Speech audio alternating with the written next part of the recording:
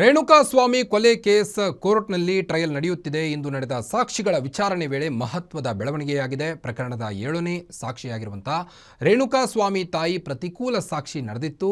Spp Prasannakumar Renukaswamy ತಾಯಿಯನ್ನ hostel witness ಮಾಡಬೇಕೆಂದು ಮನವಿ ಮಾಡಿದ್ದಾರೆ. ಅಷ್ಟಕ್ಕೂ ಹಾಸ್ಟೆಲ್ ವಿಟ್ನೆಸ್ ಮಾಡಿ ಎಂದು ಯಾಕೆ ಮನವಿ ಮಾಡಿದ್ರು, ಡೀಟೇಲ್ಸ್ ಇಲ್ಲಿದೆ ನೋಡಿ.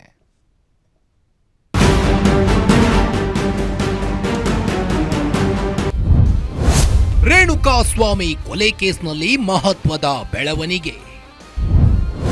ರೇಣುಕಾಸ್ವಾಮಿ ತಾಯಿ ರತ್ನಪ್ರಭಾ ಗೊಂದಲಕಾರಿ ಹೇಳಿಕೆ.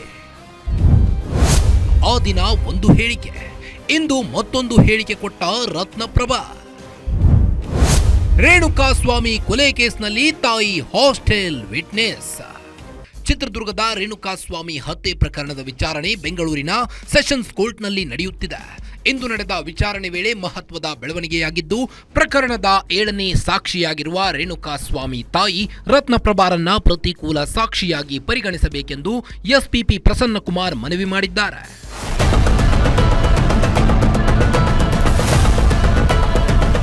ಇಂದು ರೇಣುಕಾಸ್ವಾಮಿ ತಾಯಿ ರತ್ನಪ್ರಭಾರನ್ನ ಪ್ರಾಸಿಕ್ಯೂಷನ್ ಸಾಕ್ಷಿಯಾಗಿ ಕೋರ್ಟ್ ಮುಂದೆ ಹಾಜರುಪಡಿಸಲಾಗಿತ್ತು. ರತ್ನಪ್ರಭಾ ಅವರನ್ನು ಆರೋಪಿ ಪರ ವಕೀಲರಾದ ಬಾಲನ್, ಸಿವಿ ನಾಗೇಶ್ ಅವರು ಕ್ರಾಸ್ ಎಕ್ಸಾಮಿನೇಷನ್ ಮಾಡಿದ್ರು. ಆದರೆ ರೇಣುಕಾಸ್ವಾಮಿ ತಾಯಿ ರತ್ನಪ್ರಭಾ ಅವರು ಪ್ರಾಸಿಕ್ಯೂಷನ್ಗೆ ಪೂರಕವಾಗಿ ಸಾಕ್ಷಿಗಳನ್ನ ಹೇಳಿಲ್ಲ. ಹೀಗಾಗಿ ರತ್ನಪ್ರಭಾ ಅವರನ್ನ ಹಾಸ್ಟೆಲ್ ವಿಟ್ನೆಸ್ ಪ್ರತಿಕೂಲ ಸಾಕ್ಷಿ ಎಂದು ಪರಿಗಣಿಸುವಂತೆ ಪ್ರಾಸಿಕ್ಯೂಷನ್ ಪರ ವಕೀಲ ಎಸ್ಪಿಪಿ ಪ್ರಸನ್ನಕುಮಾರ್ ಅವರು ಕೋರ್ಟ್ಗೆ ಮನವಿ ಮಾಡಿದ್ರು.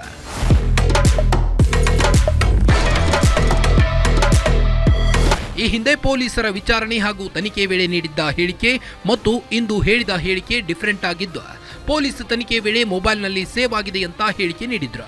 ಮೊಬೈಲ್ನಲ್ಲಿನ ನಂಬರ್ ನೋಡಿ ಇದೇ ನಂಬರ್ ಅಂತ ಕನ್ಫರ್ಮ್ ಮಾಡಿ ಅಂತ ಪೊಲೀಸರಿಗೆ ಹೇಳಿದ್ರು. ಆದರೆ ಕ್ರಾಸ್ ಎಕ್ಸಾಮಿನೇಷನ್ ವೇಳೆ ತನ್ನ ಮಗನ ಮೊಬೈಲ್ ನಂಬರ್ ಗೊತ್ತಿಲ್ಲ ಎಂದು ರತ್ನಪ್ರಭಾ ದ್ವಂದ್ವ ಹೇಳಿಕೆ ನೀಡಿದ್ದಾರೆ. ಸದ್ಯ ಎಸ್ಪಿಪಿ ಪ್ರಸನ್ನಕುಮಾರ್ ಮನವಿಗೆ ಆರೋಪಿ ದರ್ಶನ್ ಸೇರಿದಂತೆ ಉಳಿದ ಆರೋಪಿಗಳ ಪರ ವಕೀಲರು ಆಕ್ಷೇಪವನ್ನ ವ್ಯಕ್ತಪಡಿಸಿದ್ದು, ಅರ್ಜಿಗೆ ಸಂಬಂಧಿಸಿದಂತೆ ಜನವರಿ 5ರಂದು ತೀರ್ಮಾನ ಮಾಡೋಣ ಎಂದು ಸೂಚಿಸಿರುವ ನ್ಯಾಯಾಲಯ ವಿಚಾರಣೆಯನ್ನ ಮುಂದೂಡಿದೆ. SK Manjunath, crime bureau, guarantee news, Bengaluru.